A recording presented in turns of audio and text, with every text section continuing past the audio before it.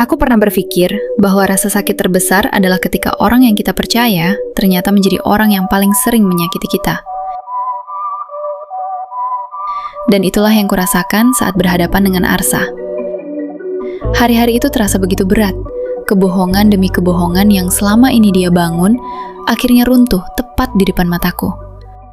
Maafkan Bapak, Nak. Waktu itu, sepulang kamu acara mentoring,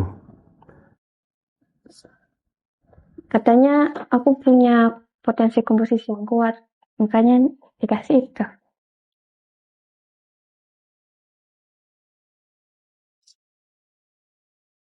dia tulis namamu. Iya, Sebelumnya Bapak sempat telepon nyari tahu tentang Pak Aditya.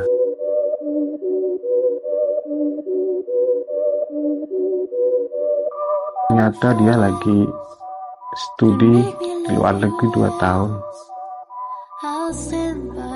Tentu saja nggak mungkin kan bikin acara seperti itu. Aku kecewa, sangat kecewa. Sampai rasanya sulit untuk bangun dari tempat tidur setiap pagi. Aku kehilangan semangat untuk melakukan apapun. Bahkan ujian yang sudah kupersiapkan berbulan-bulan pun tak sanggup kuhadapi. Aku memilih menghilang, menutup diri, membiarkan semua orang berpikir aku sedang lemah. Di saat semua orang menganggap aku hancur, hanya satu orang yang terus berdiri di sampingku. Ayah. Tidak pernah sekalipun beliau memaksaku untuk kuat. Nara bisa ikut ujian susulan. Iya, Bu. Pasti. Beliau hanya duduk di sampingku, mendengarkan tanpa menghakimi, dan terus meyakinkanku bahwa setiap luka akan menemukan waktunya sendiri untuk sembuh. kadang orang berpikir mereka tahu seluruh cerita tentang aku, tentang Arsa, tentang semua yang terjadi selama ini. Aku yang seorang gadis, yang terlalu naif untuk melihat kebohongan, terlalu polos sampai terjebak dalam rayuan seorang laki-laki. Aku yang korban, tenggelam dalam tangis kekecewaan. Sejujurnya,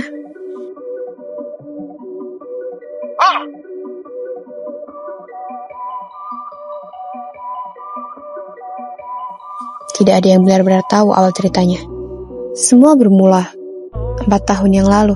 Aku masih punya seorang adik perempuan. Ajeng namanya.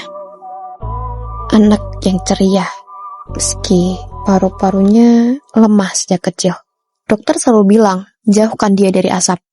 Tapi hari itu, Ajeng pulang sekolah naik angkutan kota. Di dalamnya, ada beberapa penumpang lain. Dan salah satunya, Arsa. Mereka merokok di dalam angkot. Ajeng menegur mereka. Dia cuma bilang, "Mas, tolong matiin ya. Aku sakit paru-paru." Tapi mereka malah cuek, marah, dan bahkan tertawa. Serangan paru Ajeng kambuh. Parah. Sangat parah. Sampai akhirnya, dia tidak pernah pulang lagi. Sejak hari itu, aku kehilangan separuh diriku. Dan yang tersisa hanya satu hal. Janji untuk membuat seseorang merasakan apa yang aku rasakan. Bertahun-tahun aku mengamati dia, menunggu waktu yang tepat. Lalu, ketika kesempatan itu datang, aku mulai memainkan peranku. Aku datang dengan sebuah tujuan. Dendam yang selama bertahun-tahun ku pendam akhirnya menemukan jalannya sendiri. Bukan melalui tanganku secara langsung. Bukan dengan kemarahan atau balas dendam yang terlihat jelas. Tapi melalui rangkaian kejadian yang membuat semua topeng yang selama ini dia pakai perlahan terlepas satu persatu. Dan ketika semuanya berakhir, melihat Arsa merasakan hal yang selama ini dia berikan kepada orang lain.